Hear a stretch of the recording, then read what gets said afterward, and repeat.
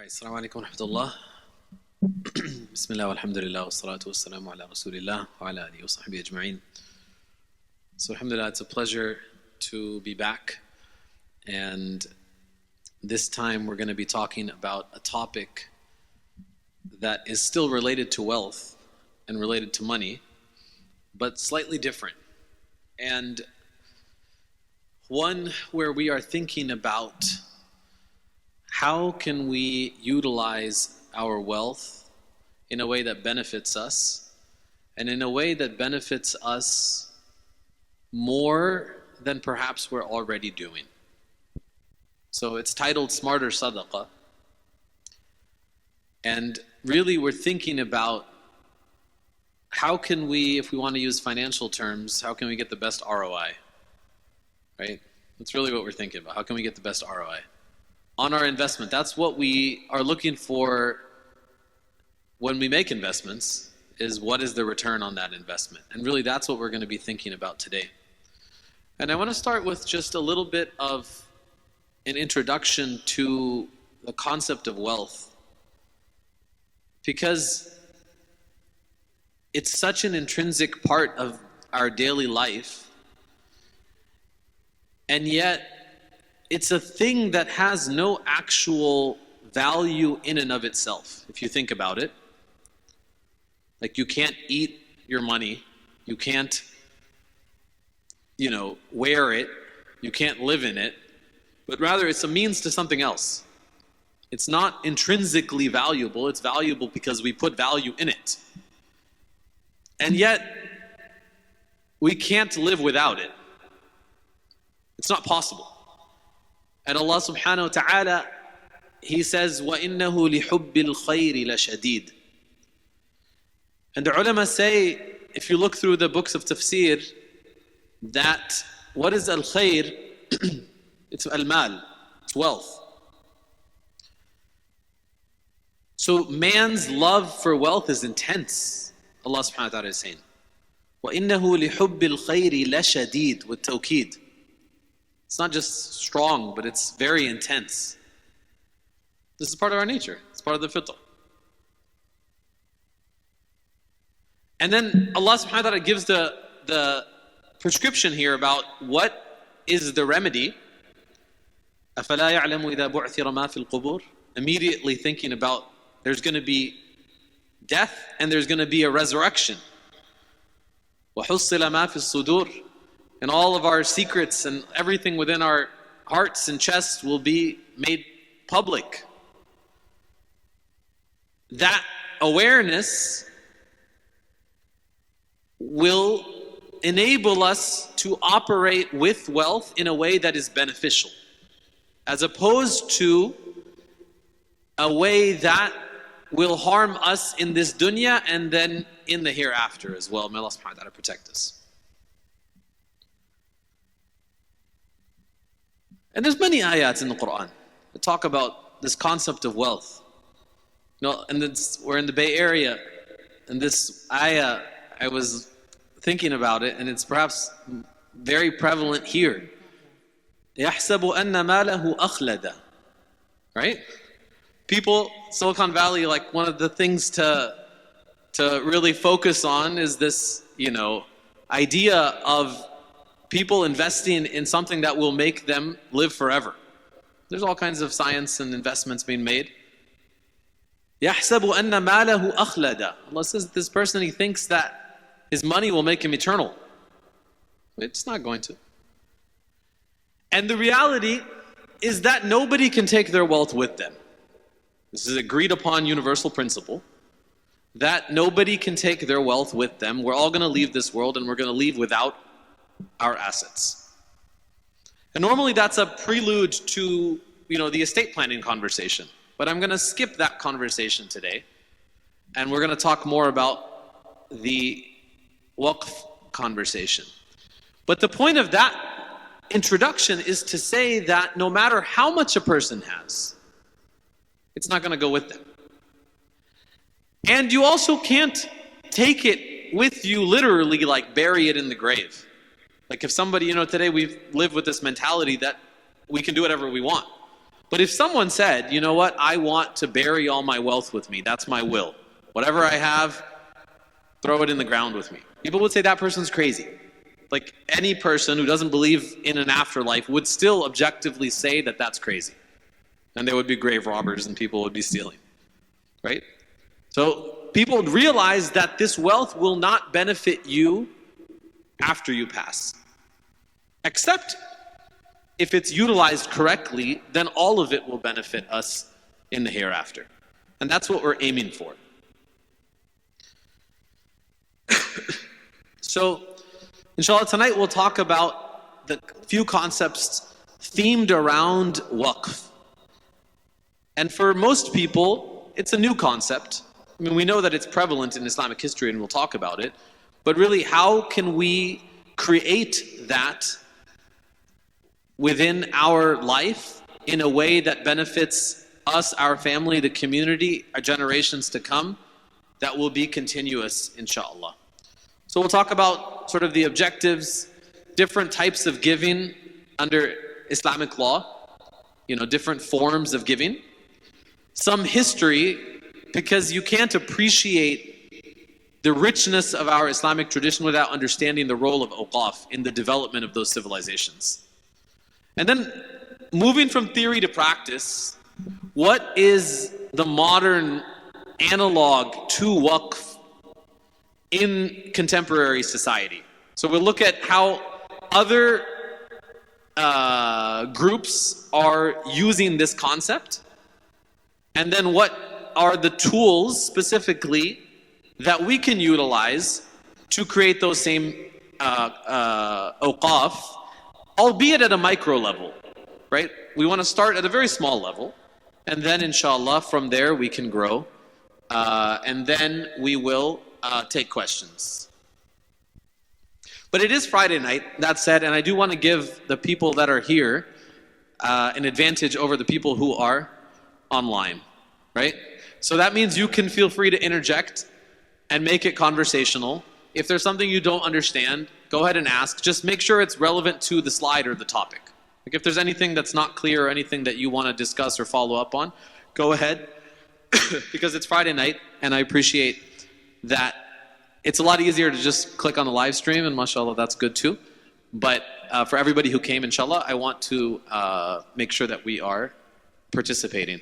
Is there anything else that you guys want to get out of this, actually, since you came? Is there anything else you want to get out of it so that I can frame accordingly? Anybody? Any questions you had coming in that you think I didn't mention as a... Wills and trusts I'm going to touch on, but I've done a couple of presentations here on wills and trusts in this masjid. So those are online. And we have a bunch of content on wills and trusts already. I'm going to mention them in the context of giving and awqaf, but the main subject of wills and trusts is not tonight's topic. Yeah, there's a few from this masjid on that subject. Okay. Anything else? Very good. So just as you know, I'm an attorney, so I start with the disclaimers.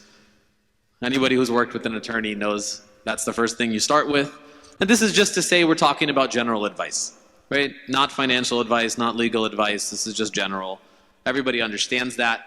Also, we're not covering all the different tools and techniques and possibilities related to all advanced tax planning. We're sitting in the masjid, so I actually took out some of the denser tax stuff, and we're going to focus more on the concept, the history, and then the modern contemporary application. Of course, if you want further development of these topics and conversations, you can feel free to reach out. We'd be happy to assist, or these are things that you can certainly find more about online as well. So, as we said, the whole point of this, what is the objective of everything we do, is to please Allah subhanahu wa ta'ala. That's our goal, first and foremost. One time I did this talk. Actually, before I even did the talk, I sent an email. And somebody responded and said, the topic, or the email, this idea of smarter sadaqah, this is an oxymoron. Because you're mixing tax benefits with niyyah, and you know that if your niyyah is not for Allah's sake, then you don't get any reward. I was like, Jazakumullah khairan, right? But I disagree. When we talk about the context of giving, of course our niyyah first and foremost fundamentally is to please Allah subhanahu wa ta'ala. Absolutely. Right? And that has to be it. Because we know, إِنَّمَا الْأَعْمَالُ بِالنِّيَّاتِ, actions are but based on intention. Right? And if the intention is wrong, if the intention is to show off, if the intention is not for the sake of Allah subhanahu wa ta'ala, then it doesn't count. And he's absolutely correct. But if you also have the ability to, at the same time, save taxes, I see nothing wrong with that. And in fact, I see that as something that we should aspire to, because there's two ways to save taxes. One is to cheat and lie, which is illegal and haram. And one is to utilize the tools that we have at our disposal to legally save taxes. And we start with this notion of objectives to mention that strategic tax planning is both legal and smart. It's both legal and smart. And there's a famous line from a Supreme Court case in which the justice mentions that there is no patriotic duty to give more than you owe to the government. Like, if somebody says, you know what, like I'm feeling extra patriotic today, so I'm going to go ahead and pay extra to the government. Like, do you get extra credit? Is there any benefit to you? Not at all. And in fact, if you pay extra to the government and you don't claim it back, they won't give you a refund. Like if you just happen to pay a few extra $1,000 or tens of thousands of dollars or hundreds or millions of dollars extra, and you don't do the math, or you don't realize that you missed certain things, they actually don't give it back to you. They won't say, sorry, you made a mistake, you paid too much, here's a refund. You have to request it, you have to show that, I overpaid because of X, Y, and Z, my accountant missed these things. So if there's a way to save more,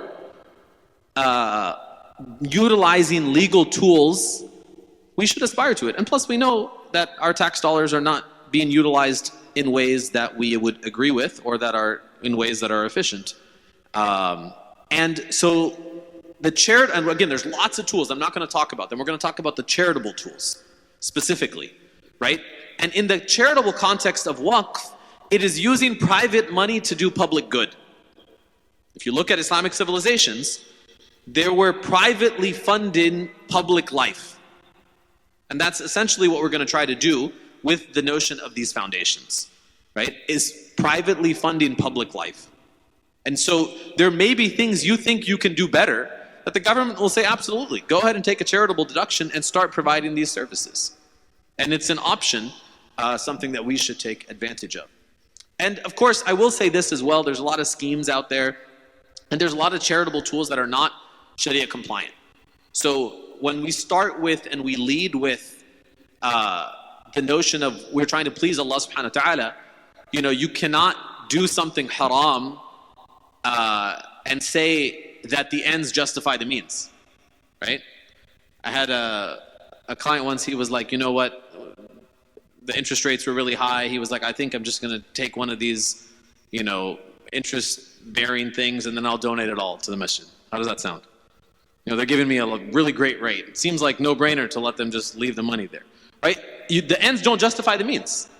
So no matter what tax you're saving or what non-profit you're benefiting, we have to utilize and employ tools that are permissible and that are pleasing to Allah subhanahu wa ta'ala. So that frame is just important. Now, the different types of giving in Islam. So we have Zakah, as we know, as one of the 5 pillars. I would say of the 5 pillars, the most, perhaps one that people know the least about. I mean, we all know the absolute fundamentals, but in its application, there's a lot of confusion around what is zakatable, what is not zakatable, how do we pay, what are the acceptable recipients, all of those things. So we should study the rules of zakat because it's one of the 5 pillars. And we shouldn't play games with our zakat because it's only 2.5%. It's a very small amount of the blessings that Allah subhanahu wa ta'ala has given us. And it's actually a purification of our wealth. Literally, it's purification. And so this is the absolute minimum of a believer. Right? And there's so many questions around, do I have to, do I have to, do I have to? This is the floor. Like, this is the starting point of our giving. And then we have our above and beyond. And in the above and beyond category, generally, sadaqah, there are different types. There is a sadaqah you could give. You know, the first one I mentioned, and one not that people generally don't think about, is this notion of this qard hasana. You can give a good loan to someone. It's also beneficial. You'll get the reward, right? An interest-free loan. And that's a form of helping someone in a difficult time, and you'll get the principal back. Then there's sadaqah that we can just give, like when there's a fundraiser at the masjid, or there's someone in need, and you give, and the money is used, and you get the reward. And the thing is finished. Let's take an example that's simple. There's somebody who's hungry and you feed them. Great job, right? That's a wonderful sadaqah that we can give. But once that person eats their meal, it's finished, right? What's better? They say, like, you know, is it better to give someone a fish or teach them how to fish? To create a method of sustainability, or to create something that will continuously benefit people and therefore and thereby benefit us. The Prophet ﷺ says in the famous hadith that إِذَا مَاتَ ابْنَ آدَمَ انْقَطَعَ عَمَلُهُ إِلَّا مِنْ ثَلَاثٍ وَكَمَا قَالَ عَلَيْهِ الصَّلَاةُ وَالسَّلَامُ, that when the son of Adam passes away, their deeds are finished, except for three things, and of those is sadaqatun jariyah, a continuous charity, a perpetual charity. A charity that keeps on benefiting even after you pass. You know, we think about, like, everybody works and then the goal is to have some passive income. Some side hustle for the passive income. That's what everybody wants to do. Or works a whole lifetime to save up for 5, 10, 15 years of retirement where you don't have to work. And the effort that you put for the 25, 30, 40 years of working will now provide you with what? Passive income, right? Your retirement, your social security, all of these things that you're building are essentially a form of something that you hope to benefit from when you don't have to actively work. And think about it. That's for what? 5, 10, 15, 20, 30, 40 years at most? Right? If somebody retires at 60, how long can they possibly live? We're talking about for eternity. For eternity. We want that benefit to continue. So sadaqatun jariyah, أو علم ينتفع به أو ولد صالح يدعو له, or a beneficial knowledge. Right? Think about the ulama and how we continue to benefit from their books. Right? Imam al-Nawawi's book, Riyadh al-Salihin, read in every single masjid in the world, or Imam Ghazali, or Ibn Kathir's tafsir, or you name, right? That the benefit continues forever. The scholars, the teachers of Quran, right? The Qurra who taught, and they taught their students, who taught their students, who taught their students, who taught their students, who taught their students, they're still getting the reward thousands of years or hundreds of years later. Beneficial knowledge. Or a righteous child who will make dua. May Allah subhanahu wa ta'ala grant us righteous children and grandchildren who will make dua for us, and great-grandchildren and generations to come who will raise their hands and make dua for their forefathers.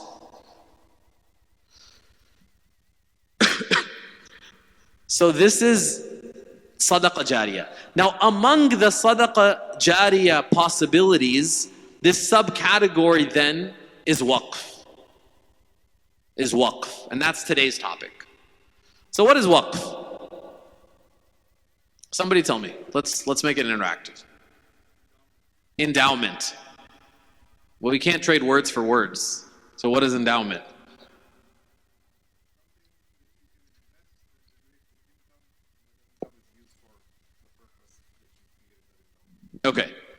So, a waqf is maybe translated as an endowment, and that would be something which you invest, you take the principal, you allocate it for the sake of Allah subhanahu wa ta'ala, and the profits are then used to benefit the charitable activity.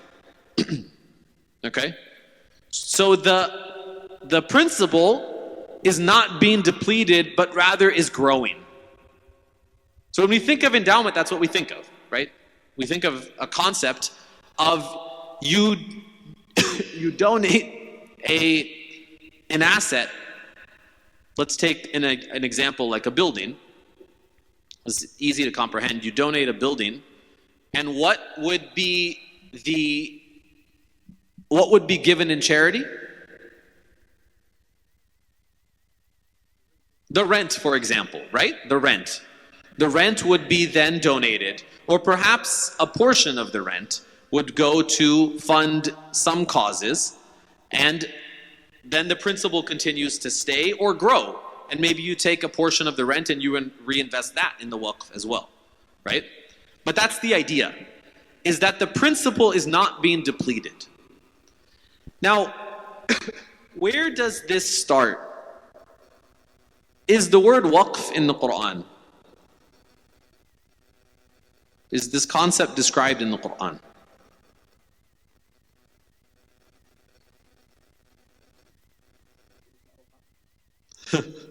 Ahqaf.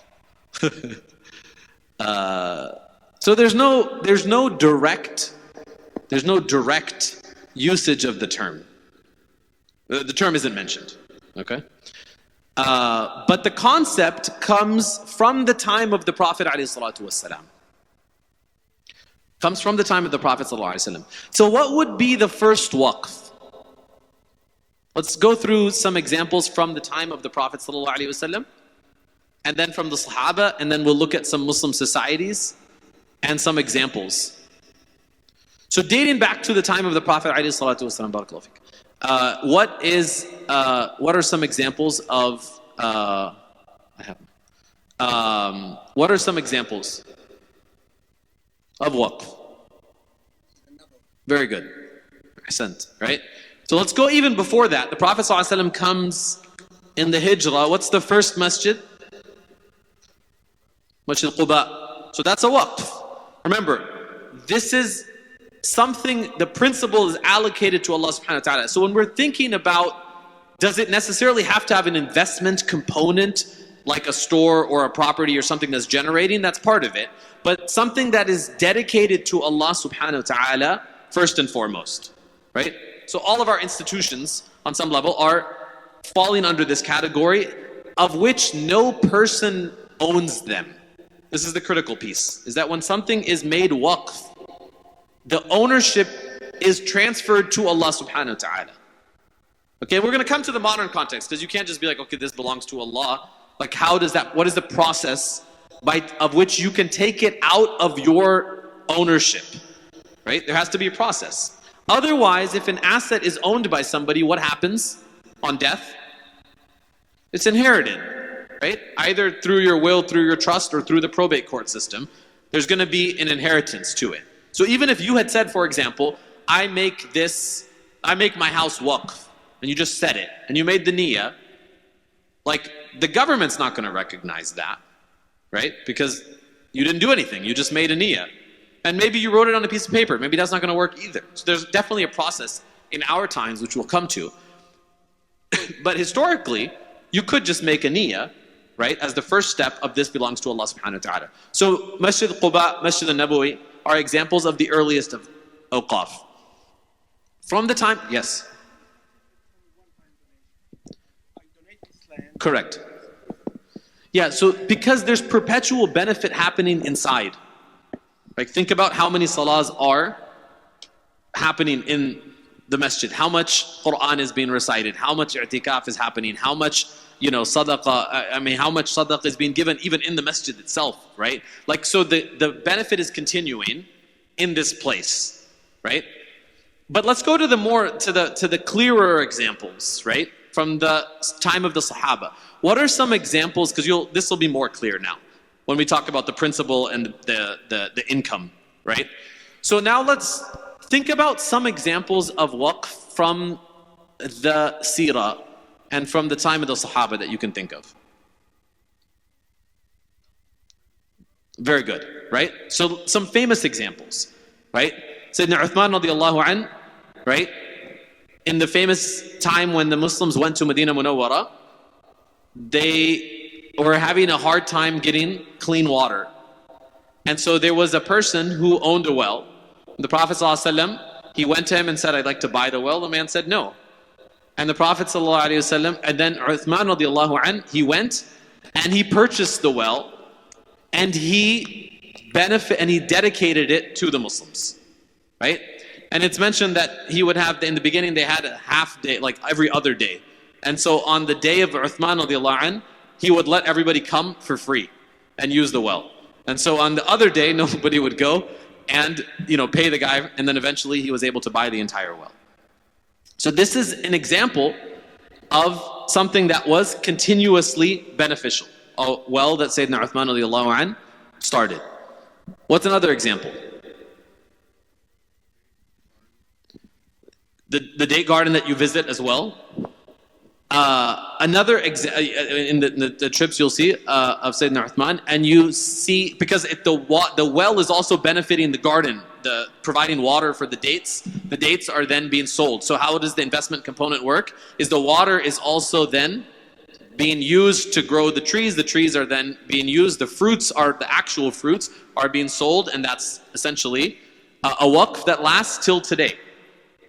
It actually lasts till today, subhanAllah. Sayyidina Umar radiallahu an, he comes to the Prophet ﷺ and he says that, Ya Rasulullah, I have this land in Khaybar that he got after one of the battles. He says it's very valuable. I would like to donate it.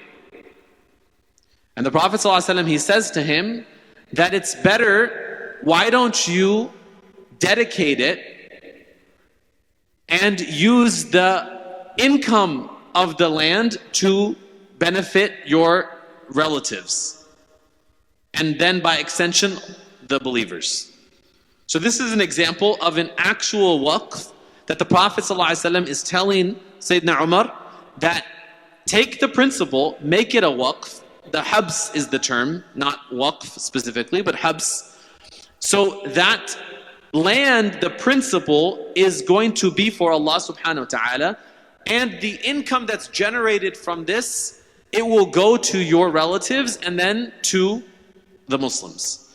And this was something that Sayyidina Umar did, and it's mentioned that afterwards, so many of the Sahaba, they continued to follow in this example. Jabir radiallahu anh mentioned that every companion who could afford it created a waqf. This is how prevalent it became at the time of even at the time of the Sahaba, right? The ayah is revealed, لَن تَنَالُوا الْبِرَّ حَتَّى تُنْفِقُوا مِمَّا تُحِبُّونَ. Sayyidina Talha radiallahu anh comes and says that this garden is most beloved to me and I would like to give it for the sake of Allah subhanahu wa ta'ala. It becomes part of waqf and then becomes eventually part of Masjid al-Nabawi. Again, think about the continuous perpetual benefit. So these are examples from the time of the Prophet sallallahu alaihi wasallam. If we look then at Islamic civilizations, the waqf became the dominant social institution, such that it's mentioned in late Ottoman times, almost 50% of the land was waqf. Almost 50% of the property was awqaf property. And you can see this also, 1/3 in Tunisia, 1/5 in Egypt of the properties were awqaf properties. Like that's how much of the property had been dedicated, and only the income and the profits were being distributed, but these properties then were not being inherited. They were fully within the waqf system. So much so that people could create, and this is what I think is most analogous to today, people could create awqaf that were specifically doing certain social benefits that they liked. It's really amazing. Ibn Battuta mentions, the famous traveler, he mentions in Damascus that there were awqaf for like very interesting things. For example, there's a famous waqf that if a child broke a pot, like they were carrying something, they had to go do something, they broke a pot, they could go to this waqf and trade in the pot for a new one. There were awqaf for women who were getting married and didn't have like jewelry or a wedding dress. They could go to this waqf and they could get these things, either take them or borrow them for their weddings. Like very amazing examples of what people liked. Awqaf for animals. I mean, think about when you go to visit Istanbul, how many cats there are, right? There were awqaf for specific types of animals with specific types of disabilities. There were awqaf, of course, the famous examples, the hospitals, the universities, the masajid, right? In every major Muslim city, the masjid is the center point of the city, and what is it surrounded by? Awqaf, right? Typically shops, right? The rent of which it was being used to fund the masjid. Like if you think about our masajid today, and I mean it's hard to think about this when we're like in capital raises all of the time, but those masajid once established, they're self-sustaining. They're self-sustaining because the properties around the masjid were waqfed. They were awqaf properties, the rents of which were then going to pay the salaries. So Islamic universities, right? Hospitals. There were awqaf providing salaries for people to go and, from the cradle to the grave. The graveyards are awqaf, the hospitals are awqaf, the schools were waqf, the libraries were waqf, the masjid was waqf, the madrasa was waqf, right? Everything was waqf. And these were not necessarily government-controlled awqaf. This is the important part. This is private awqaf that are established. The mutawallis are not the government. They are individual families and trustees that are providing social benefits. And what does this do? It creates the autonomy for the ulama. Like what is the biggest problem? And actually the colonialists, right? What did they do immediately when coming to Muslim lands? Okay.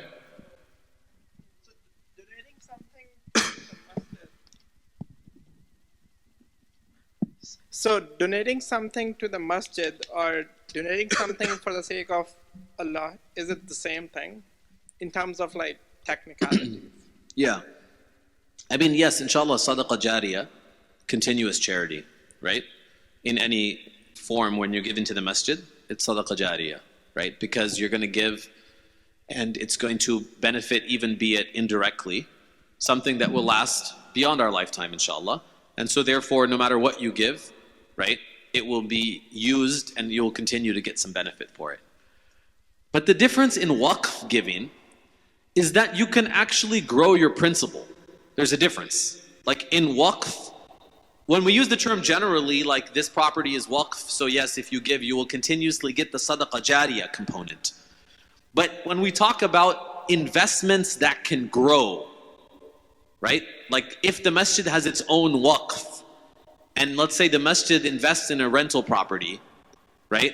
And you give to that fund, that's different. Because that portfolio will inshallah continue to grow. So think about the portfolio grows. As the portfolio grows, the returns grow. As the returns grow, they are then brought back into the masjid. So that's the multiplier effect that's present in waqf giving that may not be present in the single time, like food that you give to someone, the single meal, right? Or even in the general masjid donation, right? Because it'll be used to buy new carpet or to do some, capital project, of which there will be perpetual benefit, inshallah, but not necessarily in the growth way. But this is what I mean to say the distinction is, right? So what I was thinking is, like, for example, MCA owns the building right next to it, and MCA gets the rent from that building. So that building, let's say if someone donated that building, but it transferred the ownership to MCA, Yeah. is that same to saying that that building is donated for Allah subhanahu wa ta'ala? Yeah. I mean, it's all for Allah subhanahu wa ta'ala. Oh, okay. Yeah. So when you give, like here, when we say waqf, it means it comes out of the person's ownership. This is an important part. It's a perpetual gift that's out of your ownership. If you, for example, own a store, and you say, I'm going to give 10% of the profits to the masjid, continuously. You have a restaurant, and you say, 10% of our profits will go to the masjid, right? That's a great promise, but it's not a waqf, right? Because you still own the restaurant, right? So it's your restaurant, you're giving a portion of the proceeds to charity. But if you said this entire restaurant is now waqf, right? And all of the profits will go to charity, and it's no longer within my ownership. Again, then we'll have to move to the how do we actually make that happen, which we'll come to, right? That's different. So that's the distinction. So a person who gives in this waqf model, it's for Allah subhanahu wa ta'ala out of the person's ownership. This is a big difference between those two between those two models. So what happens when the colonizers come to Muslim lands is one of the first things they destroyed was the awqaf. One of the first things they got rid of were the awqaf. Why? Because that eliminated the autonomy of the ulama. If you think about today, we critique a lot of scholars in the Muslim world and the things that they say, but do they have autonomy to say what they want? Do they have autonomy to say what they want? No. Right? Their salaries are from their governments. And if they break from their government positions, they lose their job at best, or they end up in a much, much worse position. I mean, it's easy for us to critique, right? But what was present in those societies, the private awqaf were funding the ulama. So they could say what they want. And it allows the development and the independence and the deep scholarly tradition that was present in our civilizations, which allowed Islam to flourish. Like in large part because of the waqf tradition. This is a very, very important point. That Muslim societies were running on awqaf. Until this day, when you go and visit Muslim societies, you find this. Right? And even contemporary, if you look at India today, right? One of the things that they're actively and aggressively doing is trying to eliminate the awqaf that are present there. Right? The current ruling party there is aggressively trying to eliminate the awqaf that still to this day exist. To some extent, obviously the British had messed up a lot of them, and then over time they're diluted as well. But in every society, there was an attack on the waqf system. And now there's this idea of, okay, we need to resurrect it. We need to realize across the Muslim world that this institution, which we had as such a integral part of our society, what can it provide not just for us but for the world at large? So as we mentioned, there were awqaf for roads, there were awqaf, of course, for institutions, Al-Azhar, right? Nizamiya, Bayt al-Hikmah in Baghdad. All of these were waqf institutions. Let's look at the modern analogs to this. What's Ensign Peak? Anybody know? It's one of the largest endowments, if you will, in the world. Anybody heard of it? No. Mormon Church. Okay. Mormon Church, right? So it's called Ensign Peak, so nobody knows what that is, right? But it's the Mormon Church investment arm. It's I think 2025, I just saw a statistic I was pulling up. its investment arm was some 50-some billion. And then that's not including any of the actual assets that it owns, which is perhaps, a few hundred billion more. Okay? The Catholic Church doesn't have public statistics, right? But you can think about the global holdings and the investments. So when we talk about these endowments, they're hard assets that they own, and then there's actually investment arms to these things, right? So they hold equities, like public equities, large holdings in various public equities, as well as private equity. So when you think about the largest endowments in the world, many of them are the preeminent educational institutions in the United States, right? What's Harvard's endowment? Anybody know? How much? I think it's like 50 or so. Okay? So some of these Ivy League endowments, 40, 50 billion dollars. Now, to fast forward a little bit, and we'll come back to this, what allows them to grow so effectively? First, understand the concept. What does the endowment do for the university? Like, how does the endowment function? How does it work? It's a form of funding, right? So essentially, the endowment, like what's an endowed chair? Right? There's a chair that's created for a position, a teaching position, which is funded by a position out of the endowment, right? So when you give your money and you give to the endowment is being invested by some of the best managers in the world. They're investing, and the income from that endowment is then being used to fund activities, education, capital projects, whatever, at these institutions. How do they grow? Because the profits from these endowments are tax-free. So understand the difference here, right? When you invest in your brokerage account, what happens when you sell your NVIDIA? Capital gains tax. What happens when Harvard sells its NVIDIA holding? No tax. Now this might change under the current administration, because this is one of their big attacks, that we're going to start making universities pay tax on their $50 billion holdings.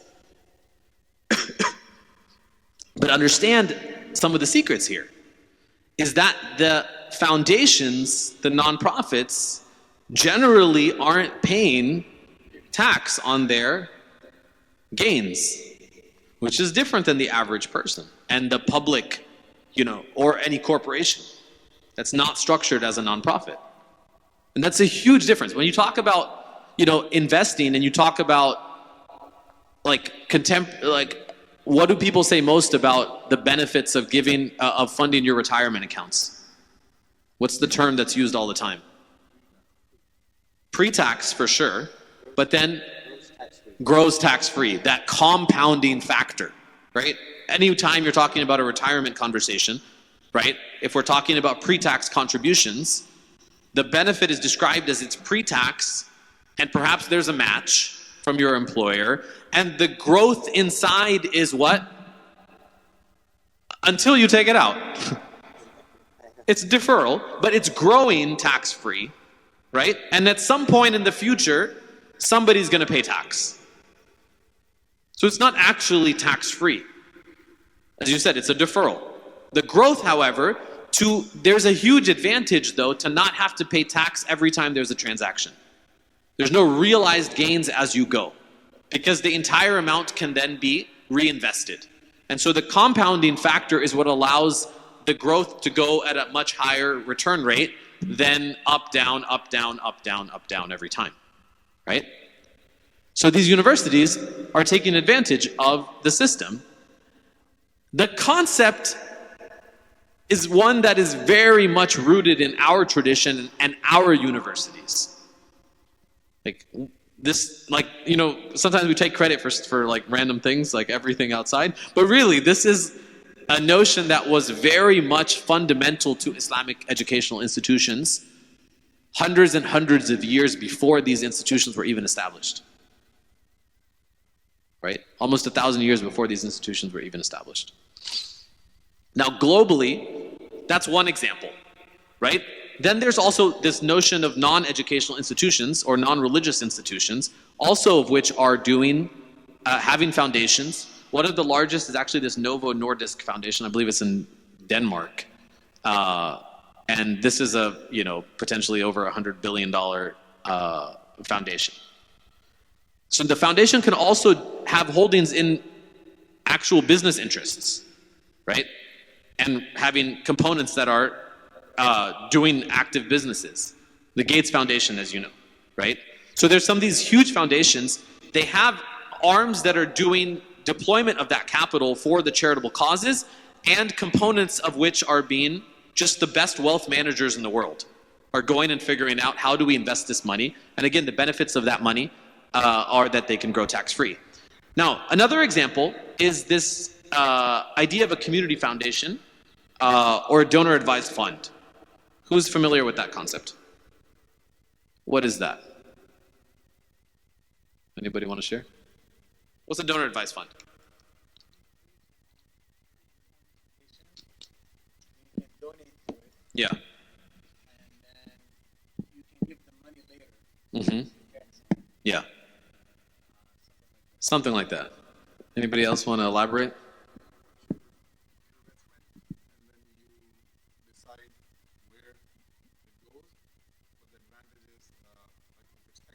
Mm-hmm. Yeah, so this is kind of like a simple version of the foundation we're going to talk about, right? But there's some pretty important distinctions between the donor advised fund and creating your own nonprofit. Okay, so a donor advised fund is itself a 501c3 charity. Okay, so if you look at the community foundations, for example, in every major area, there's over $100 billion of aggregate wealth in these community foundations. But they are the owners. And you are, what is your role after you give money to the DAF? Say it's a Schwab or a Fidelity, or any of them, right? There's Muslim ones as well. In the Bay here, there's American Muslim Community Foundation. The largest are Schwab and Fidelity. The community foundations are large. There's a number of these. So once you give them the money, whose money is it?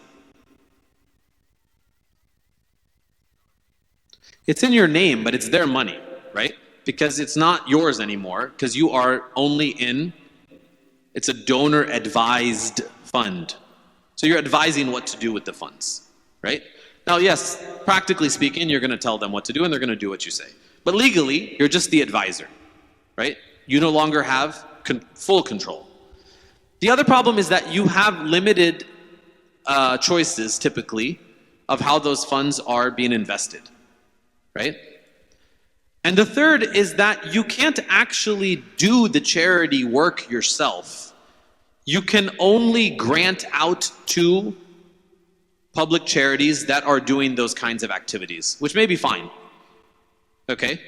Let's say, for example, you want to actually take the profits of your investment and you want to go and feed people or do actual work, of nonprofit work, of charitable activities yourself. Inside of the DAF, you're not going to be able to do that. You're simply going to be able to grant it to the masjid, and then the masjid will do that, or to the relief organization, or to the educational institution, or the hospital, or etc., which is still great and wonderful, but perhaps a limitation. When we move to the concept of foundation, it's going to allow you to do all of that, but it's also going to allow you to do the charitable work yourself, right? Which is different.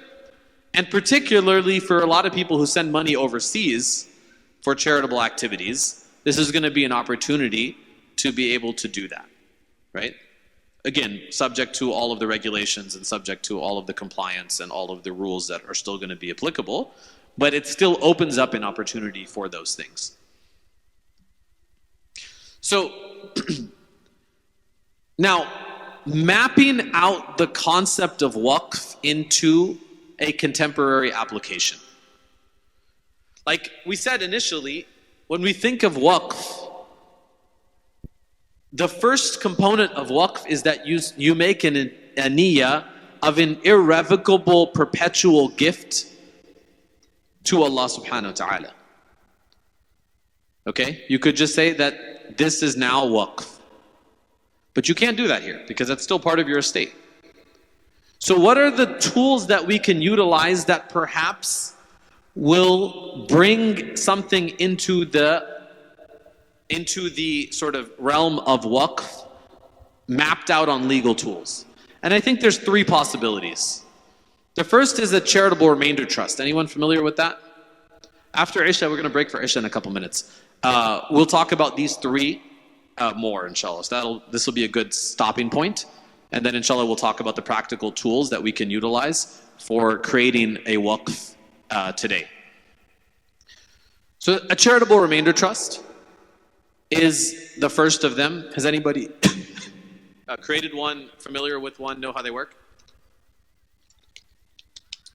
All right, so in short, you basically transfer appreciated assets to this trust. The trust sells them, and then either you or a family member or both or some combination of people will have an income stream that is allocated over a period of time.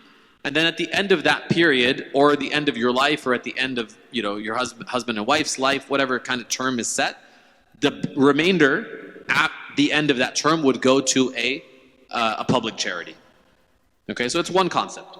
Maybe this works. It's not fully analogous.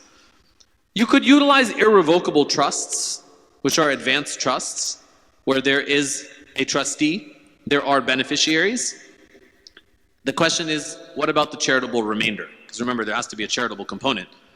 So this is a potential use case. But the most analogous is this concept of foundation. The most analogous thing that we have today is the concept of foundation, right?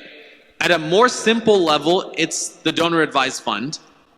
But I think there are some problems with the donor advised fund that don't map as neatly to the concept of waqf. But it could work as well. It could potentially work as well. At a simple level, that could be a starting point, or that could be one we start with or get familiar with before going deeper into the concept of foundations. So we'll talk about these three, inshallah, after. Any questions before we break, or should we just stop here for adhan? I think we should stop for adhan. Okay, so we'll stop for adhan, inshallah. We'll come back and we'll do about 30 minutes after Isha to go through how to create these tools and then take questions after that, inshallah. Barakallahu feekum. Jazakallah khair, Hafiz. So those that are watching online, just put your questions in the chat box and we'll get to them during Q&A. Those that are in the room, inshallah. There was a number of questions that people had about some topics that we're going to cover, inshallah. And they all have to do with moving from theory to practice. So the theory has been established that the most effective way of giving, the highest return on investment, is going to be waqf giving, where you are growing the principle, ideally. And so it continues in perpetuity to grow. And we see examples historically till this day, from the time of the Sahaba.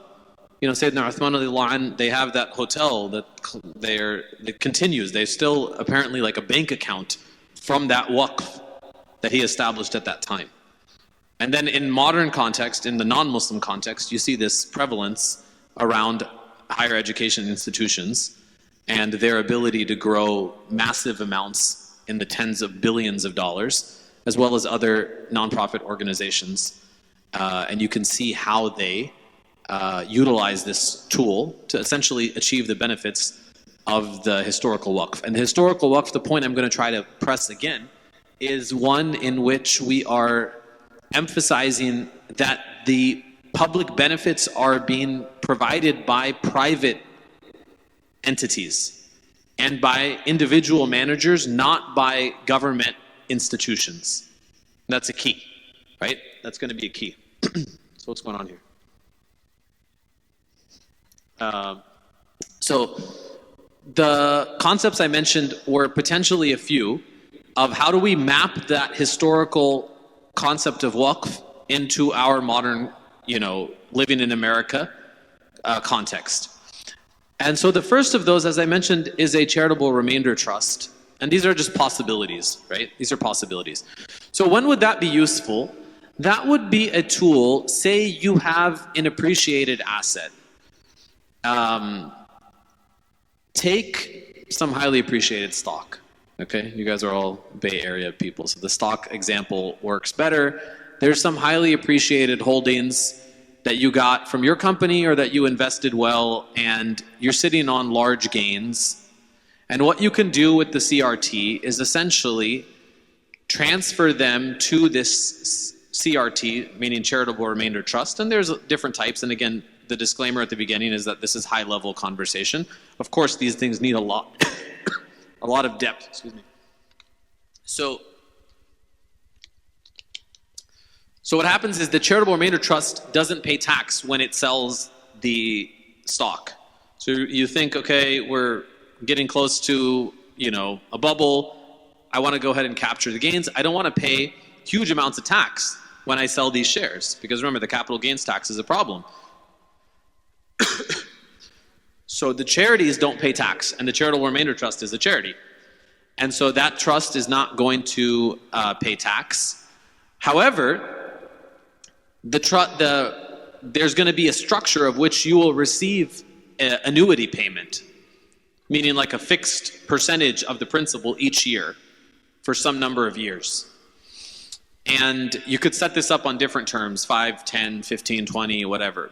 And what happens is you get payments from the trust and you're taxed as those payments come out. So it's not eliminating the tax, but it's more of a deferral technique. I think it's because this computer is off. Yeah, it's not on. Maybe just the battery's dead.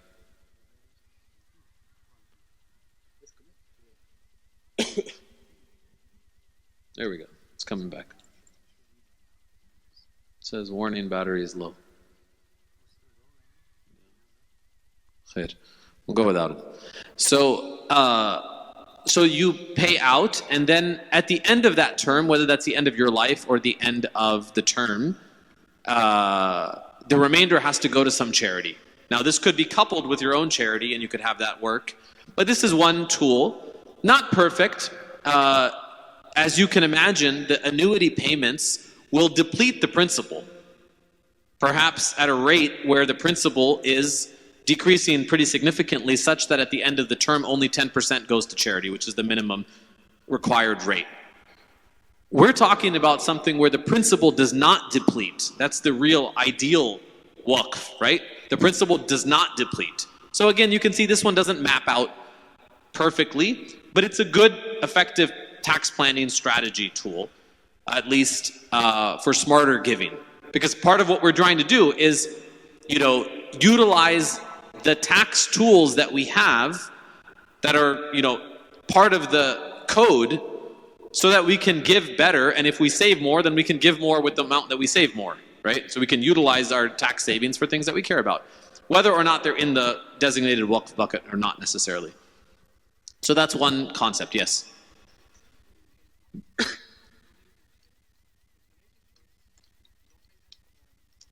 Correct. Yeah, so in the donating shares, so in the levels of giving, not here in the waqf conversation, just general giving, you can give cash, but it's almost always better to give shares, right? Because not only are you going to get the same charitable deduction, but you're going to save the capital gains tax that you would have otherwise had to pay. So you're right. The difference in the remainder trust is that you aren't giving the shares to the charity. Rather, you are going to receive an annuity payment spread out over time. let me make like a real example. Let's say you bought NVIDIA a long time ago, okay? And you're sitting on $1 million of NVIDIA stock now, highly appreciated, okay? So one option is you can donate the $1 million to the masjid. Just transfer the stock, the masjid gets $1 million, and you get the hasanat. Great, right? Another is to say, well, I need this money. So I want some of it to go to the masjid, but I also want to benefit some of it. So you set up a 10-year, charitable remainder trust, whereby you won't get $1 million of tax in year one, but you'll spread out the tax over 10 years, and you'll have a lower bracket, and you'll pay a portion of that tax as the profits come. Meanwhile, in that 10-year duration, the money is going to be invested again, perhaps in some other thing that you are going to choose. And then at the end of year 10, whatever amount is left is going to go then to the masjid, right? So that's it's a tool in which you are investing a component, personally benefiting from part of it, and then the charity is also receiving a benefit, okay? So the direct donation to charity, absolutely, you can do, of the share. But then the charity gets the full amount, okay? Whether that's going to the waqf or it's going to the masjid. Brother Munir, what's the waqf, what's the masjid waqf look like here? We have a renter that pays rent towards the masjid, but we're currently using that for our construction, long-term construction thing. Right now we're operating off membership fees and donations. I see. So if somebody wanted to donate to MCC's waqf, is that a thing? No, we don't have a waqf. Okay. So we need to get there, right? We need to get there so that we can have donations allocated to the waqf. And this is the question that was raised a couple times, is if I just give to the masjid, is it generally a waqf? Yeah, it's generally a waqf. But if there's a waqf component that's designated, that's different, right? So that's a CRT. An irrevocable trust, as we mentioned, there's different kinds of trusts. Many of you are familiar with them because we've done planning for you. So you're familiar with the revocable trust, which is the base kind of trust that we do for everyone who is looking to avoid probate and ensure their wealth passes based upon Sharia. That's like foundational in America for Muslims and in general for non-Muslims, and especially in California because California probate is very inefficient and expensive. An irrevocable trust is a more advanced tool, generally for asset protection, generally for tax strategy. And one of the mechanisms here potentially could be using an irrevocable trust for the establishment of a waqf. Because it's advanced, I'm going to skip that one because it needs a lot more discussion. Then we move into the bucket of foundations, right? And the question of how can we establish our own charities that would fit here. So when we talk about foundations, I'm using the term generally. This could be a private foundation or this could be a public charity. There's two general concepts under the tax code. One is a private foundation and one is a public charity. Anybody heard of the difference or can think of the difference? What is it? Private foundation is limited in how many people are donating. Exactly, right? And so the concept here is that a private foundation is funded by a family or maybe a small group of people, and a public charity is something like the masjid or say a relief organization or some other organization which gets most of, or at least a large percentage of its wealth from the general public. And the idea in the public charity realm is that if there's something shady happening, there's naturally going to be some check against it. So if all of a sudden, you start donating and, you see the board members are all starting to drive really nice cars, but the cause that they were raising money for doesn't seem to be getting anywhere, like it's going to raise some red flags. Of course, this doesn't happen here. I'm just making an example. And you say, okay, maybe I should check, where's my money going? So naturally, when you give, there's some sort of consequence and there's some sort of accountability that comes with it in a public charity. But in a private foundation, you're giving essentially to an entity that you control, and there's no third parties involved. And so the government has more scrutiny than naturally on the private foundation. There's a lot of compliance and there's a lot of rules around foundations. But they could be either. Now, you get a tax deduction when you transfer money to a nonprofit entity. Whether that nonprofit entity is further deploying the capital for the purposes of a charitable activity or not. This is a key, right? So you're having a good year. This is usually when we get these calls, November, December, that I got a bonus, I sold an asset, my company got acquired, whatever. And I am going to have a much higher tax year this year than I anticipate in the coming years. Like some people, mashallah, they have a tax problem every year, right? It's a good problem, mashallah. But then some people have a liquidity event or something happened, and it's like usually like this, and then all of a sudden there's a spike. So what happens if you have a spike year? What does the government say? Pay us the spike tax as well, right? They're not going to say, okay, well, go ahead, you can spread it out over 10 years, it's all good, right? Unless you utilize a tool. And so one of the tools that we're going to talk about is the foundation, because when you put the money into the charity, you take the tax deduction. Remember, it is a charity. Even if the bulk of the money is only being invested and deployed to charitable activities later. Again, this is the same in the DAF. This is the same in the donor advised fund, right? Where you can take the deduction now and you can then donate it over time, to the specific charities. But here I'm talking about actually doing the work. So why do I think this is most analogous? Because again, the examples that I mentioned, if we look at Muslim civilizations, they were families that were funding things that they cared about. So you can imagine a waqf that was established for masjid carpets. Somebody said, you know what, there's masjid projects happening all the time. I want to be the waqf that provides carpets for the masjids. Very narrow use case, right?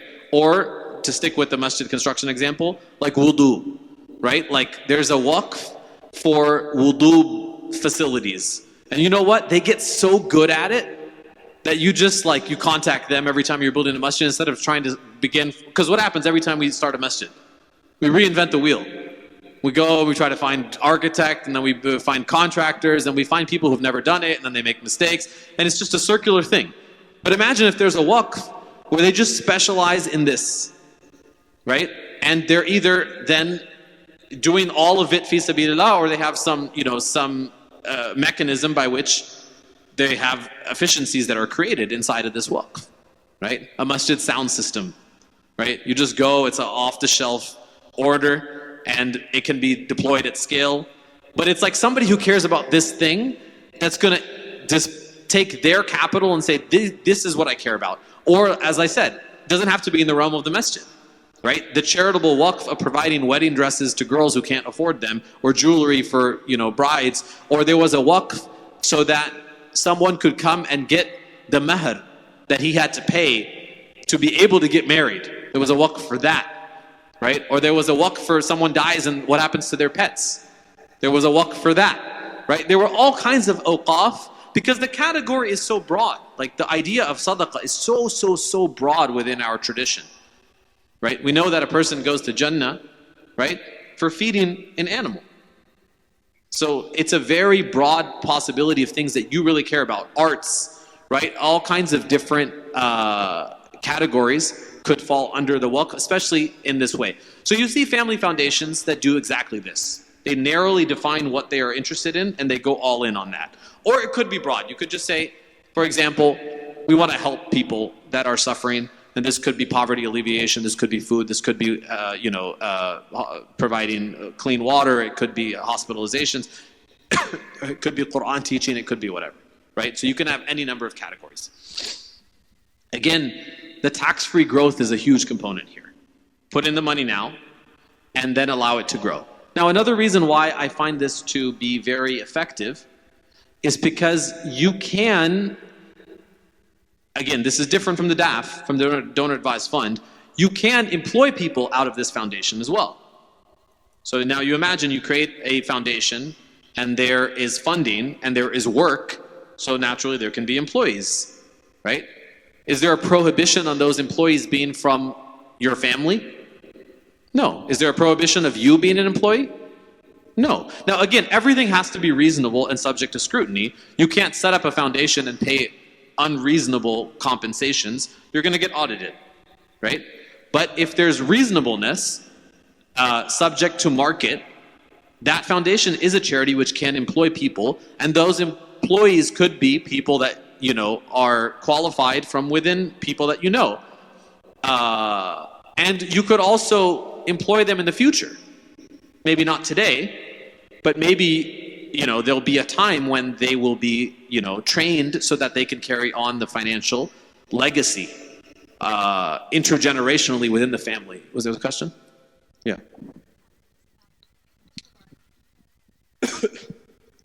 Assalamualaikum. But if you're benefiting from this foundation, yes, right, or your family members are benefiting from this foundation, doesn't that like mangle the intentions that you have with it, right? Like this is for Allah, fi sabilillah. Yep. You're saying this is to benefit others. Yep. And self-benefit seems then to. Good.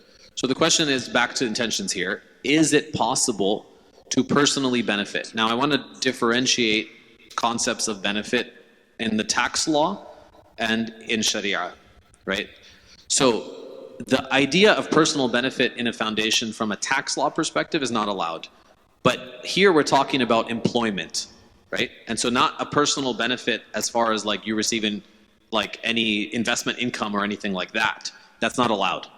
That's you're not an owner of the nonprofit, you are simply a director, right? Just like the masjid, right?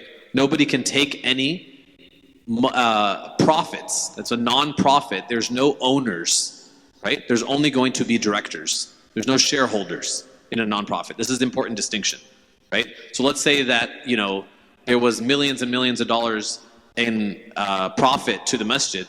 The board members could not say, okay, we'll go ahead and take distributions like you could in a corporation. You cannot, right? Now a salary is different, right? A salary is in exchange for work that is being performed.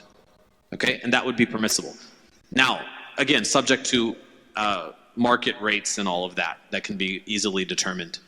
Now, from an Islamic perspective, the question becomes, is it possible to benefit from the waqf? Okay, and remember the hadith of the Prophet ﷺ to Umar radiallahu anh. What did he tell him? That you make the principle, you dedicate the principle to Allah, and you make the income for your family members. The poor family members were the ones who were specified. So the ulama mentioned that you can be a permissible beneficiary of the waqf, right? Of the income a person could create a waqf for themselves and their family as permissible beneficiaries. Of course, if you don't need it, then you wouldn't do it, right? But a person could say, for example, I'm making this house a waqf, and it's going to be for, and these are subject to more scholarship, right? I'm giving high level examples. But a person could say like for my family to continue to live in after I die, and for my grandchildren. And so there's a waqf that's established, and there is benefit. Intergenerationally, people can come and stay in this home or vacation home or things like that. But the ultimate, or if it's in, maybe a contemporary example might be something like there's this Airbnb. People are coming, and you could say that like the family members could use it or something, and then it's also rented out. And the profits are going to charity, right? As one example. So there's some personal benefit that you can have in that, and also some charitable. But that's not going to map into this, because that's going to be personal benefit in the foundation, which will not be allowed. So in the classical sense, it would be allowed in the waqf, but it would not be allowed in a foundation. So that's not a good example. That's why I don't like doing things on video. So you'll just scratch that one. That's not a good example. Okay? But you can see an example of how under Sharia you can be a permissible beneficiary of the waqf. And the ultimate beneficiaries are then going to be charitable beneficiaries. But family is considered charity as well. This is important. This question was asked earlier as well about, how much can you allocate? And there's the hadith of Sa'd bin Abi Waqqas, is very famous in this regards. A person, he came to the Prophet ﷺ, and he was thinking that he was dying. He was thinking that he was dying. He was sick, And he says to the Prophet ﷺ, like thinking that he is in Maradul Maut, he's in, and this is the end. And he says he wants to allocate 2/3 of his wealth to charity. And the Prophet ﷺ said no. And he said half. And he said no. And then he said 1/3. And the Prophet ﷺ said, فَالثُّلُثُ وَالثُّلُثُ كَثِيرٌ. You can do 1/3, and even 1/3 is a lot. And the point that he makes here is that it's better not to leave your family members dependent on others. So at the end of one's life, you can't leave whatever you want to charity. The cap at that point is 1/3, the rest is inheritance. However, in your lifetime, when you're healthy, when you're well, you can do whatever you want. You can allocate more. So now, where the waqf comes back in is you have these illiquid assets that you can't actually donate to charity because you need to benefit from them while you're alive. So that dedication of waqf would allow that. Right? Again, now mapping onto the foundation context is not going to work perfectly. You're not going to be able to say, I donate my house to my foundation and I'm going to continue to live in it. That would be impermissible under the tax code. Whereas it would be permissible under just pure fiqh. Right? But mapping onto a tool, it wouldn't work in a foundation. Yeah. Sorry. Just actually feeding off that point that you made, right? When I was thinking about charitable remainder trust, or even you talk about giving your house or large assets into charity, do you have a responsibility to make sure that the people that are your responsibility are taken care of before you make such major decisions, right? Even if you're not at the end of your life, right? So that they have adequate provisions before you say, well, I'm going to put this large asset and I think the hadith alludes to that question. The hadith specifically talks about that point, which is it's better not to leave your dependents, your family members, dependent on others. Sometimes I get this question, I want to donate all my wealth to charity. It's a nice intention. People say, I want to give all my wealth to the masjid for different reasons. Sometimes people are like, my kids aren't good, they're spoiled, they don't need anything. You know the billionaires giving pledge? You guys have all heard about it, right? They say they're going to give all their wealth to charity, they're going to leave nothing. We earned it, so they should earn it too. Different notions, some for whatever reasons, right? So I get this a fair amount of time, which is like, you know what? Hard work is good for my children, and so therefore I don't want to leave them anything. Shar'an, you can't do that. You just can't do that, right? You can give your stuff away, like in your lifetime. You can't do it in your will and trust. You could theoretically do it in your lifetime, but it wouldn't be good. It would not be something that's recommended, that you impoverish your family and you do sadaqah projects in the process, right? You should obviously take care of your dependents, and we know that sadaqah to the family is the actual first recipients, right? That's where your charity goes first. So to that point, yes, you shouldn't do high-level philanthropy unless you are in a position to do so. So especially when people have young kids, for example, I recommend this all the time, is like, don't make large gifts to charity. Do donations you want to make in your life, but when you're not around, they're going to need that money, so it doesn't make sense to do large gifts. Who are we talking about? We're talking about people who think that they have enough and their family will have enough, and then we can talk about these conversations. So it's important to know who the beneficiary, who is the right person to do these things. Now, smaller things, like you could use a donor advised fund potentially, but that would be like maybe like for smaller gifts, but not large gifts. Now, one other reason to touch on this point is a lot of people in our planning want to make death gifts, bequests. It's very, very common. Alhamdulillah, the Muslim community is so generous. I mean, almost everybody asks, like, as part of my estate plan, I want to have some sadaqah jariyah. Like, I want something that's going to last beyond me. That's part of what precipitated, my sort of research and also like focus on this concept. And what's so interesting is that, why is it possible to do that? Because we know the money you give in your life is better, like you get more reward. Of course, because it hurts more when you give today versus when you give when you're not around. However, the way our economic system works is that you have more illiquid assets that you are able to gift when you die that you can't when you're alive. What are examples of those? What are the main examples? Your house, for instance, right? You got to live in it, right? So you could potentially gift it after you die or after your spouse dies or something is an option. What else? Insurance. Some stocks, particularly stocks in retirement accounts, right? Because now retirement accounts are just, the complexity of modern assets is such that if you have a 401k and you want to donate and you work for your employer, and it's a large 401k, you've been working in tech for 20, 25 years, you have a pretty sizable 401k. You're 50 years old. Can you donate it? Is there a mechanism? You can't. There's no way. You got this large amount of money. You can't do anything with it. There's literally no way, right, to give that asset to charity. But what about when you die? Now you can. So like the pool of money on death is often much, much larger than what a person can give in their lifetime. And so that's why bequests in today's age are even more valuable to discuss. And as institutions that we should be thinking about getting. Because everybody has that opportunity where they might not actually be able to use. Like, I see it in my practice all the time. And people have, because you're taught you should put into your retirement. You should put into your retirement. Your employer will match. You've been working at companies where the stocks have gone, multiples in return. There's a huge asset that you can't use in your lifetime. And you might only use it for a few years after you retire. And even then, people don't like to pull it out because they don't want to pay the taxes. And so people often die with very large, some people die with none, but some people die with very, very large retirement accounts. Now, who's going to pay the taxes on those?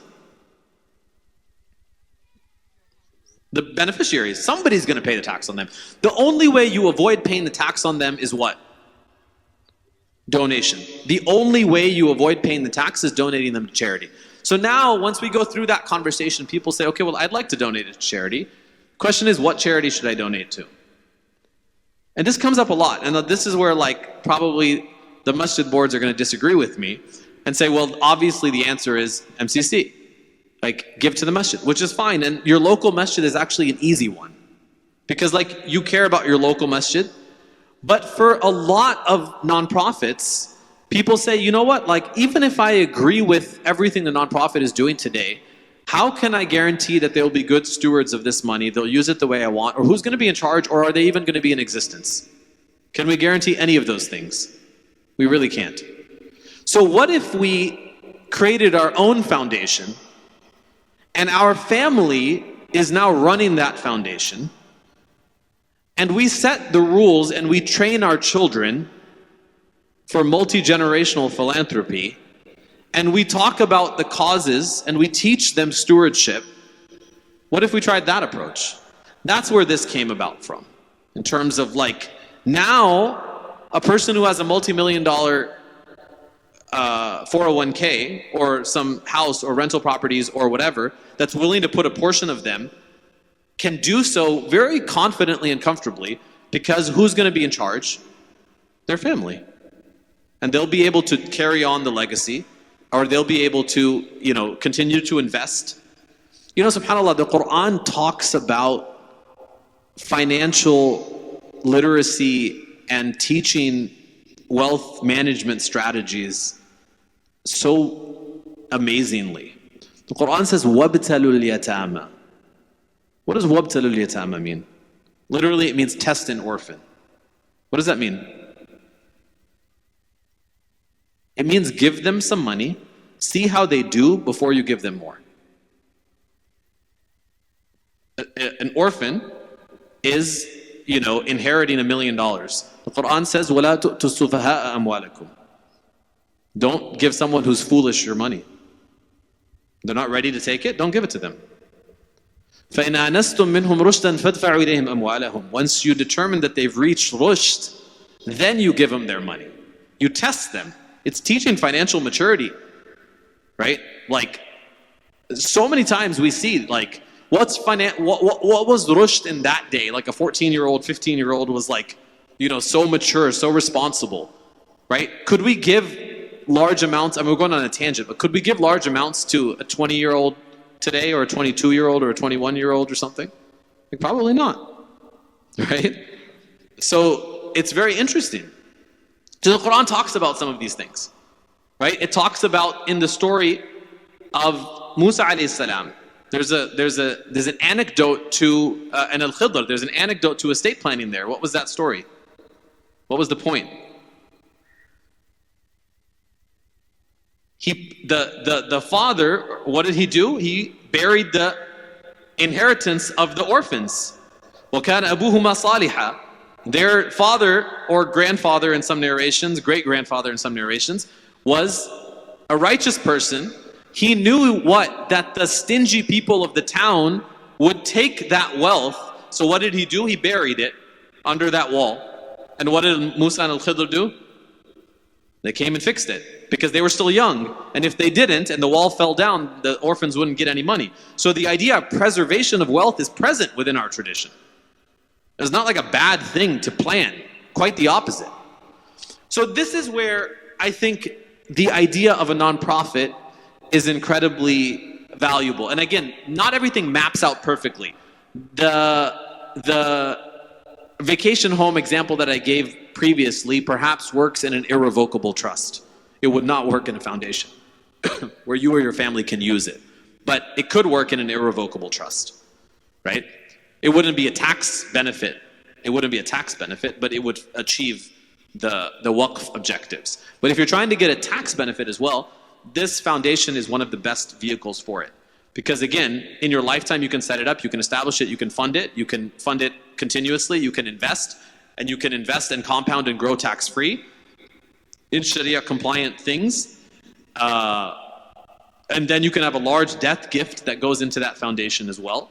You can do direct charitable activities inside that foundation, right? Whether that's domestic or international. And it can be funded with cash and like cash as well. So classically, the Waqf was funded with assets, right? Like properties and such that are not going to depreciate in value, right? We said part of the idea is preserving the principle, right? Preserving the principle was the classic definition of a Waqf. But in the modern context, the ulama have said that cash awqaf are possible, even if they're going to eventually be depleted to some extent. Although ideally, your return is going to exceed the distributions.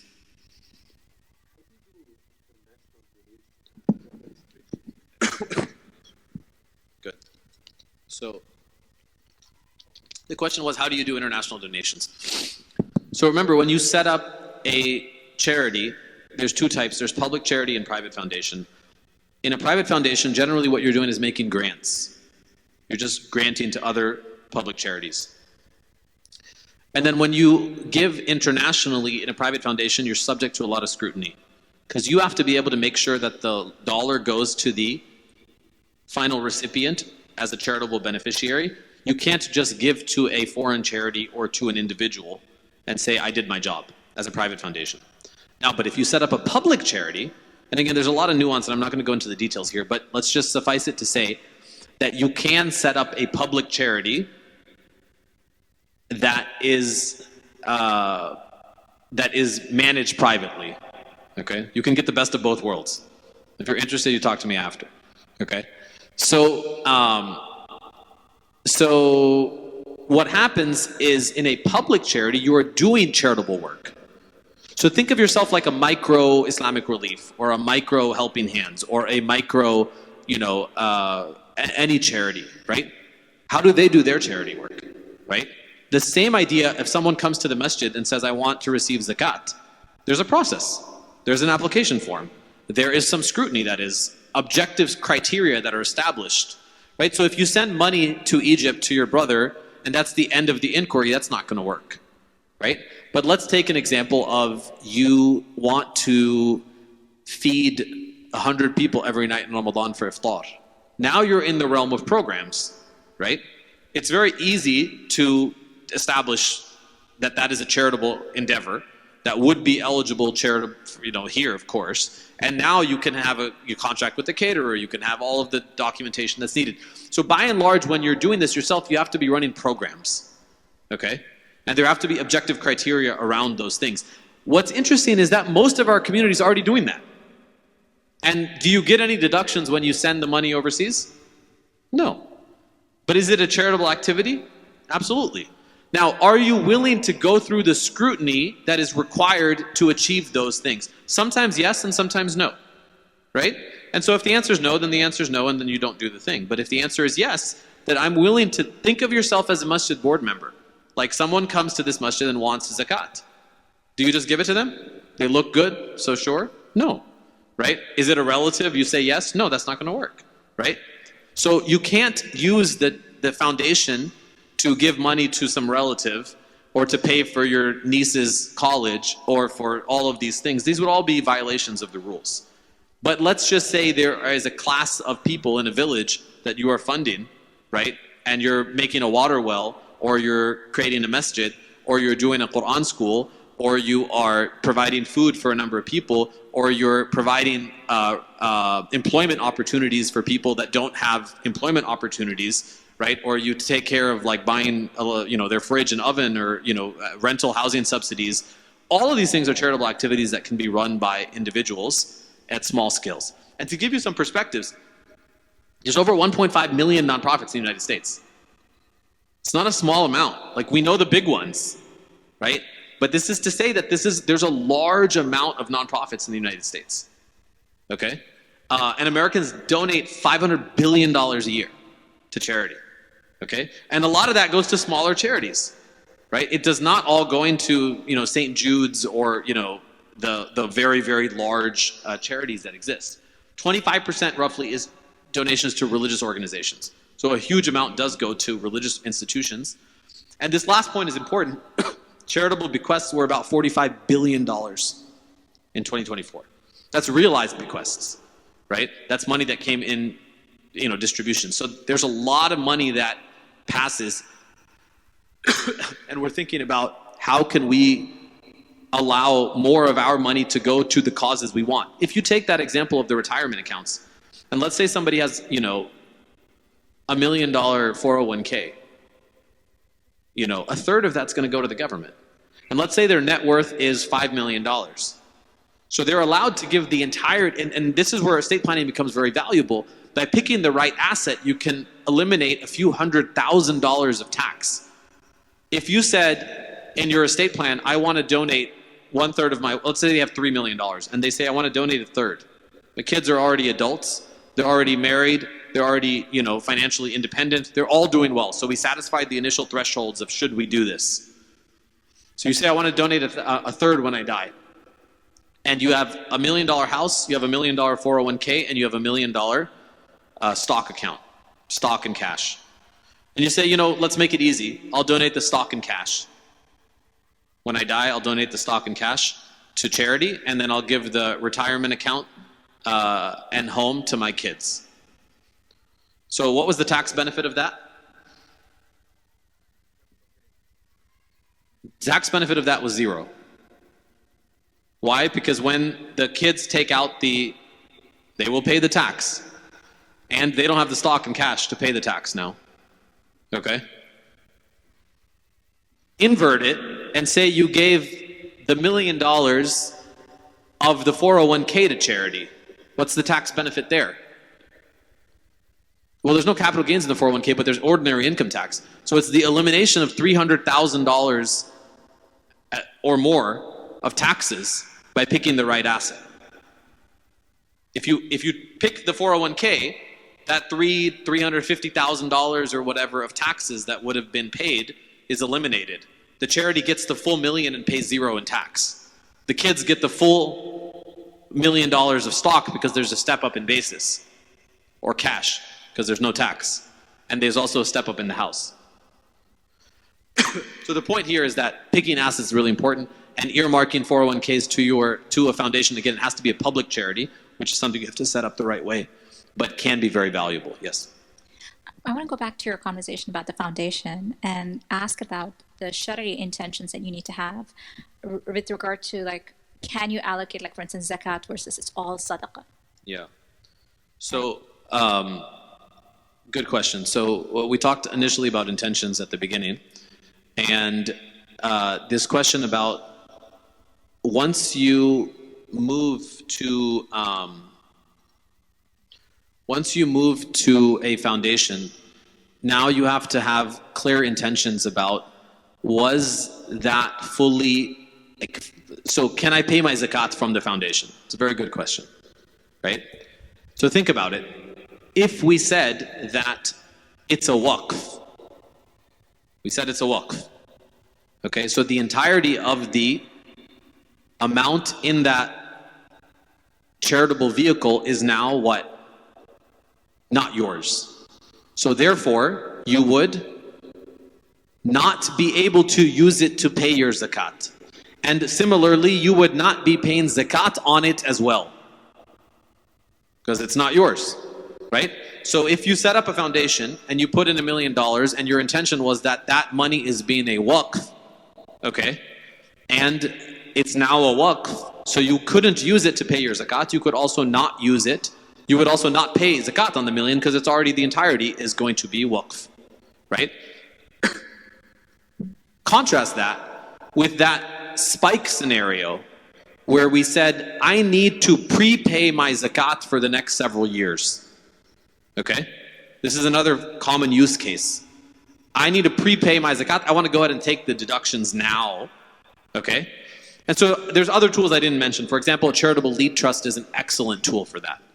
A charitable lead trust, right, is in a nutshell a trust in which you take a deduction now, you invest the assets, you pay an annuity to charity every year, and at the end you'll get the amount back. In that structure, you could pay your zakat from it because it's still yours, and you're going to get the amount back, and it's still, you know, it's still part of your entirety. There might be an ability also to kind of use these tools as hybrids for both, right? That like you're using the charitable foundation vehicle to try to achieve both. And so there might be a portion of it, hypothetically, that's your waqf, right? And there might be a portion of it that you're utilizing for the prepayment idea of taking the deductions for future zakat. Some of that's going to come down to intentions, and that's why I said here that none of these things map out perfectly. This is an important point, is that the classical structures, we live in a society where we have to utilize the tools that we can. Like, they don't map 100%. So we're trying to find the best analog, and they're going to give and take. So in the irrevocable trust scenario, you might be able to get further, closer to a waqf, but you wouldn't get any charitable deductions, right? So that's going to work on some things, but not on others. In the foundation, you're going to be able to get the charitable deductions, but you're not going to be able to do some of the things that you might still be able to do in a waqf. And then for zakat purposes, we have to be really clear. Another point about DAFs, and we're going to close because we're passing 9 o'clock. Query, when you use a DAF for zakat, I don't know if that works. Because again, when you transfer the money to the DAF, it's no longer your money. It's very common people use the DAF as a zakat giving tool, and inshallah it counts, wallahu alam. But if you want to be technical, the DAF money now belongs to Schwab or Fidelity or whatever. It's their money now. So is it still yours that you can give zakat from? Wallahu alam, right? But if you want to be technical, I don't think we should compromise on zakat. I think the zakat should be like perfect, right? Use it as a sadaqah tool, then you don't have this problem. Use it as a sadaqah tool, but like on your zakat, you can't mess up. Like it's the minimum. So like as much as we want to give appreciated securities and use that, like what's better is the charities should have their own security accounts where you can transfer the securities directly. And you don't need to use the intermediaries if you're trying to give, you know, securities that way. Yes.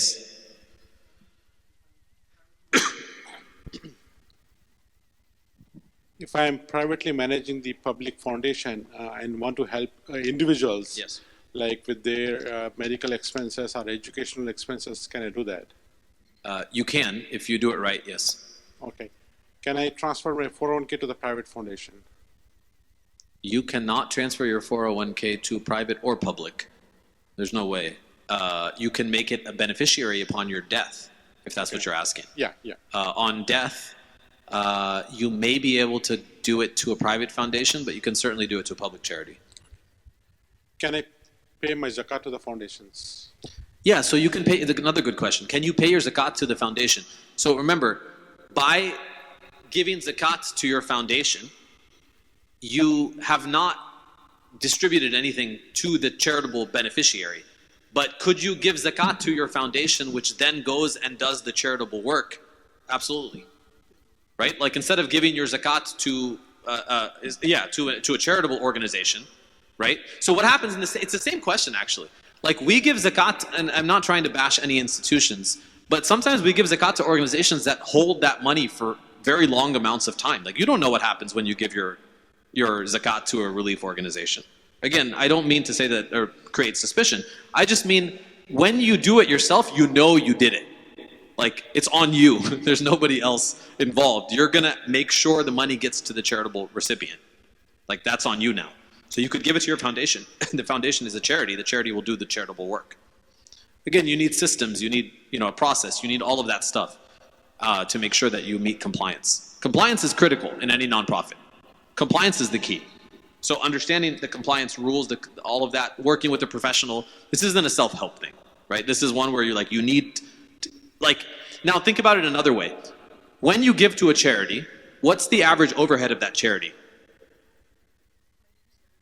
5 to 7%. In some cases, it's much higher, right?